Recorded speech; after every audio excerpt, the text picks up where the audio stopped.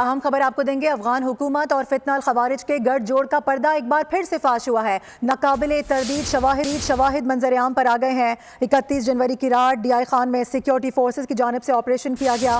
فتنہ الخوارج کے 4 دہشت گردوں کو جہنم واصل کیا گیا ہے۔ بات کریں گے نمائندہ خصوصی سلمان آوان ہمیں جوائن کر رہے ہیں۔ سلمان، بتائے گا اس کارروائی سے متعلق کیا سامنے آ سکا ہے؟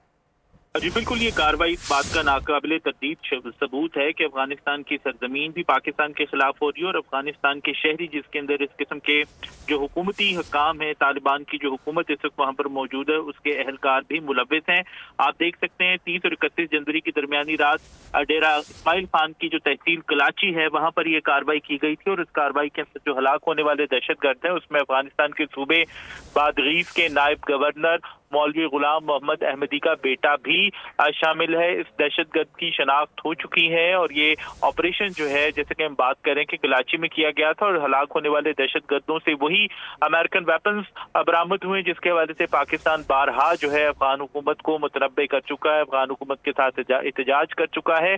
اور اس دہشت گرد کی شناخت جس کی ہم بات کر رہے ہیں بدر الدین عرف یوسف کے نام سے ہوئی ہے۔ اور اب جو سب سے زیادہ افسوسناک بات ہے وہ یہ ہے کہ افغانستان کی حکومت یا طالبان حکام نے بدر الدین عرف یوسف کی لاش لینے سے بھی انکار کر دیا ہے، اور خود سے بھی جان چھڑانے کے چکر میں ہے۔ لیکن ذرائع کا یہ کہنا ہے کہ پاکستان کئی بار افغان حکومت سے، افغان حکام سے یہ بات کہہ چکا ہے کہ وہ لاش وصول کر لیں، کیونکہ بدر الدین عرف یوسف جو ہے بہرحال ان کا شہری ہے، ان کے نائب گورنر کا بیٹا ہے، جو کہ دہشت گرد کی حالت کے اندر دہشت گردی کرتا ہوا پاکستان کے اندر مارا گیا ہے۔ لیکن افغان طالبان جو ہے وہ اس بات سے اب انکاری ہیں۔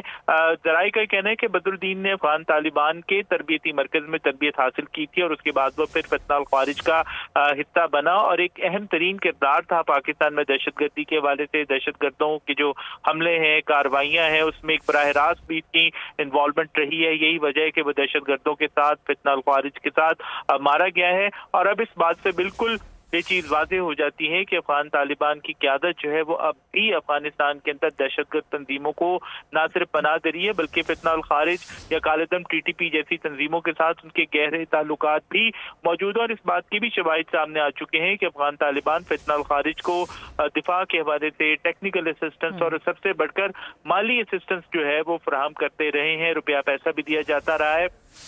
پاکستان کی وزارت خارجہ کی جانب سے، دفتر خارجہ کی جانب سے بھی حال ہی میں کہا گیا تھا کہ جو افغانستان میں امریکی ویپنز موجود ہیں وہ پاکستان کے تحفظ اور سلامتی کے لیے بڑی تشویش کا باعث ہے۔ اور اب امریکن صدر ڈونلڈ ٹرمپ بھی یہ بات قرار دے چکے ہیں کہ افغانستان کے لیے مستقبل میں اگر کوئی امداد دی گئی تو وہ اس کا انحصار امریکی جو ویپنز یا امریکن جو ساز و سامان افغانستان کے اندر رہ گیا ہوا ہے اس کی واپسی پر ہی منحصر ہوگا۔ اب اگر ہم واپس دوبارہ بات کریں اسی واقعے کی جو کہ بہت زیادہ امپورٹنٹ ہے، بالکل دو ٹوک الفاظ کے اندر، دو ٹوک شواہد کے ساتھ ناقابل تردید سلمان ساتھ ہی رہیے گا، ثبوتوں۔ بریگیڈیئر ریٹائرڈ مسعود احمد نے ہمیں جوائن کیا، ان سے بات کریں گے۔ سر بہت شکریہ بول نیوز کو وقت دینے کے لیے۔ اہم کارروائی کی گئی ہے جس میں ایک بار پھر سے افغان حکومت اور فتنہ الخوارج کا جو گٹھ جوڑ ہے وہ سامنے آیا ہے۔ بار بار اس طرح سے تواتر کے ساتھ واقعات ہونا، کیا سمجھ رہے ہیں اس کی روک تھام کے لیے کیا کیا جا سکتا ہے؟ دیکھیں، روک تھام کے لیے تو ہم نے ایک تو کوشش ڈپلومیٹکلی بھی کی ہے، انٹرنیشنل کمیونٹی کو اس میں بھی ڈالا ہے، اور دیکھیں اس کے ساتھ ساتھ ہم نے کائنیٹک طور پہ کچھ ایکشن لیے تھے افغانستان میں۔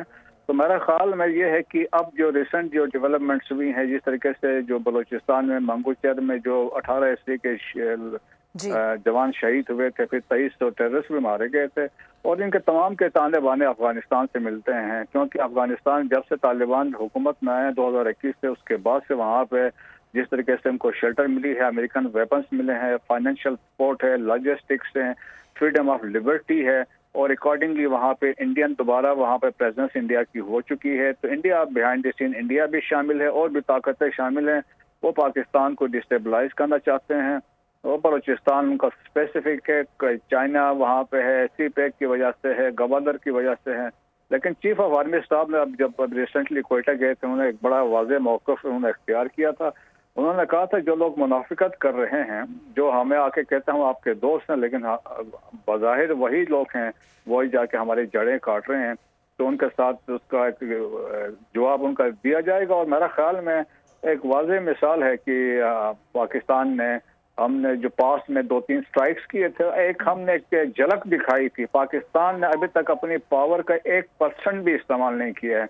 और इसके अलावा पाकिस्तान के पास देखें इकोनॉमिक लेवरेज ऐसी है, बड़ी लेवरेज है जो अफगानिस्तान को 2 दिन में फ्लैट कर सकती है। हमने अभी तक वो इस्तेमाल नहीं किया। अफगानिस्तान के यहाँ रेफ्यूजीज हैं, अबाउट 3 मिलियन जहाँ पे बैठे हैं, उनको हमने हाथ नहीं लगाया है। अगर हम उनको वापस भेज दें तो वहाँ पे क्या सिचुएशन होगी। और इसके अलावा तो पॉलिटिकली और डिप्लोमेटिकली पाकिस्तान उनको सपोर्ट कर रहा है।